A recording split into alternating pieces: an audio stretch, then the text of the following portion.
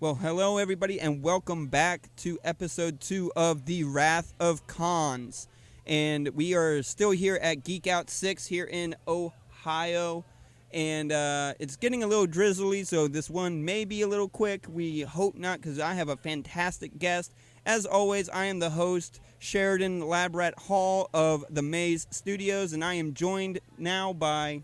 My name is Samuel Sloan Casuto. I am a professional Viking Re-enactor with the Viking Mercenary Army, the VMA, and we teach Viking martial arts. All right. Well, that took away really my first question about what is it that you do. So I'll jump right into, when you say Viking martial arts, what would you say to somebody who, because when you think of martial arts nowadays, unless you're into the medieval kind of era and you're big into that, you think of martial arts as like more Eastern. What would you say, what would you explain your idea of martial arts in the sense of clearly swordplay? And for those who can't see, he's got an axe, a sword, and a spear here. So what would you say is kind of your take on martial arts? Well, many people have that strong association with Eastern martial arts due to our contact with the East, specifically oftentimes with Japan was one where a lot of martial arts came over to America. Meanwhile, a lot of historical martial arts, such as with the Vikings, were never recorded down in a format. They did not often have written language that they could use to record their history. Mm-hmm. So a lot of our stuff is taken from historical manuscripts, but it's also taken from a sense of practicality, how certain weapons were used, and is in a way slightly obvious. For example, a circle shield can be used as a fist weapon just as easily as it can be used to deflect. In fact, many people categorize it as a weapon, which we do. We train with sword shield, axe shield. We train with scrams, which are short hand knives, one-handed spears, and two-handed spears, Dane axe, and a wide variety of other weapons. Okay.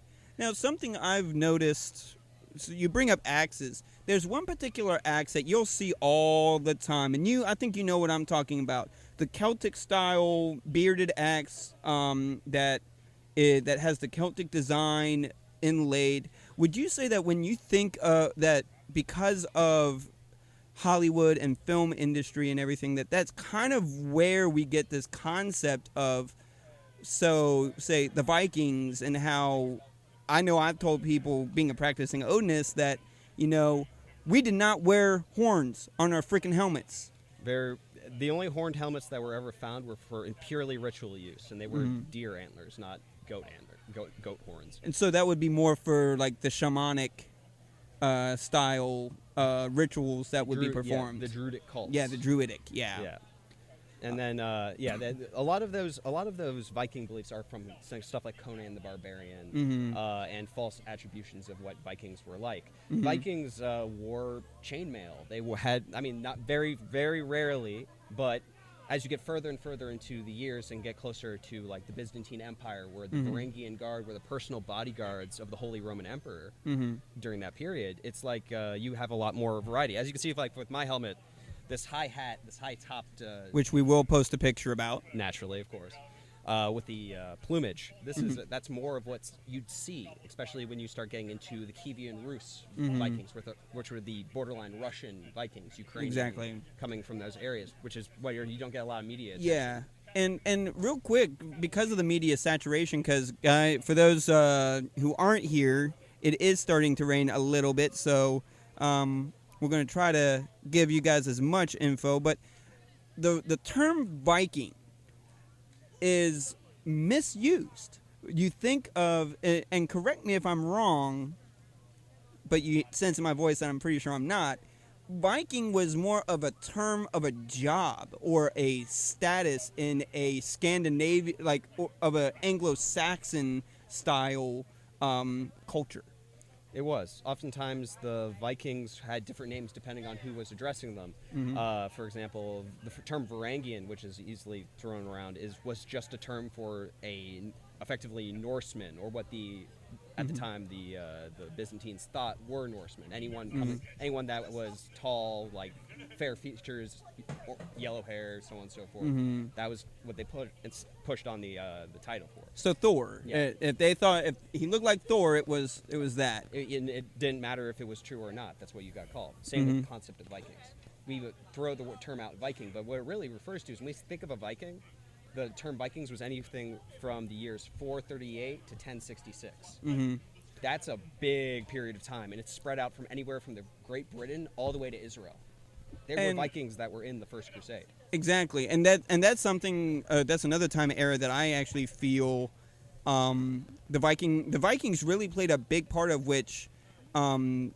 There's a lot of flack for the film Kingdom of Heaven for being inaccurately historical, but I do feel that one of my favorite characters in that is actually the Germanic barbarian style guy that we see in the beginning of the film. Those Northmen were part of it because they were like dying with weapon in hand. Let's go to Valhalla. Let's go. Yeah. So that was fantastic. And again, they did that correct in a sense, was making more diverse like it was. Yes. But something, one other thing that I think that we'll cover here before it starts downpouring on us is if there's one thing that you'd have to say really surprised you in learning about the Viking culture from reenacting this stuff, what would you say is the biggest thing that you actually were surprised about learning about, or learning that you had misguidings about, or what would you say the biggest surprise for you learning wise was? When I thought of a Viking, I thought of a ship sailor raiding barbarian style individual, and I usually thought of someone who, like, for example, I had a historical background before I got into the Viking thing, so I knew that the reason Vikings had used axes was predominantly because of the scarcity of metal that they were able to use and work with. So they often an axe uses less metal than a sword. But then as I got more into it, I started realizing that whereas early Vikings were more like one out of every 10 Vikings had a helmet, and one out of 8 of those Vikings had chainmail. As you get further down the line, Vikings start becoming a lot richer, a lot more wealthy. You have experienced Viking horsemen. You have Russian Vikings that go on to inspire a whole line of weaponry, of tools, and it's all. And there's dozens of grave finds. That every time I see one, it always surprises me about the level of technology that available. They could be experienced blacksmiths, talented artists. And I'll name drop this real quick before we move on from the Viking stuff real fast. All I can say is Ulfbricht. Yeah. If you know anything about Norse, even mythology, the mythos, or the pantheon, or the religion, the name Ulfbricht has a sense of awe and wonder because they're trying to still make weapons today, like the Ulfbricht swords, the legit Ulfbricht swords that were made, and they still are having a hard time duplicating them. And true to form, my very first reenactment sword with a blunted tip that I had Ulfbricht written. I had it laser engraved on the side of it as a tribute to that. Heck yeah! All right, now real quick, we're going to jump from this, which is great, and I'm gonna definitely be talking with you more in the future about this because this is definitely, I think, something that a lot of people would like to hear. Yes. I'm also hoping to be part of the squad that gets to run around with shields and yelling and drinking and whatever it may take. We even teach what we call hearth, which is working with leather work. We'll teach how to make your own mead. Teach all kinds of jewelry making, all kinds of things. We are a very versatile teaching organization. Okay, if history was a woman right now, I'd be saying, hey, you want to come back to my place? Because that's exactly how history is sounding to me. If it doesn't that's fine, whatever. But, so real quick, Geek Out. We are clearly here at Geek Out 6, put on by Steve Hannon, here at the Hannon Campgrounds in Ohio. What would you say is your take on this? Because this is definitely a very different con event that most convention goers would see. Honestly, the thing that always surprises me about these big convention setups is usually you have one theme and everyone's about that theme. But with these park-based ones, you have a lot of different groups that never really interact with each other, commingling. You have the EDM crowd mixing in with the LARPing crowd, mixing in with the reenactment crowd. You have the community of like video gamers and stuff, and I've seen quite a few anime cosplayers walking around here. Exactly. All these people are in the same area. It's like effectively what a comic book convention for a lot of these small towns really tries to be. Now, a lot of these groups don't always commingle, but there's certain areas on the borderlines that you see some really interesting conversations going Exactly. down. Like where we're staying at right now. You and your convention partner for the weekend, and then me and my lovely lady here are actually staying in a campground called Middle Earth, and that's more like a baby Woodstock going on right now. Oh, good Lord. And I think that's what sets this apart, because I've been to conventions where it's more welcoming and of all the different genres of nerddom. But for this convention, they really play on the fact that music is a nerddom as well, and I think that's something that a lot of conventions really kind of miss. You'll have sometimes the dance party or whatever, but they actually have a whole section for the whole day dedicated just to music. On the first day, within the first 25 minutes of me arriving here, I met 30 DJs, professional grade, who are doing this for a living.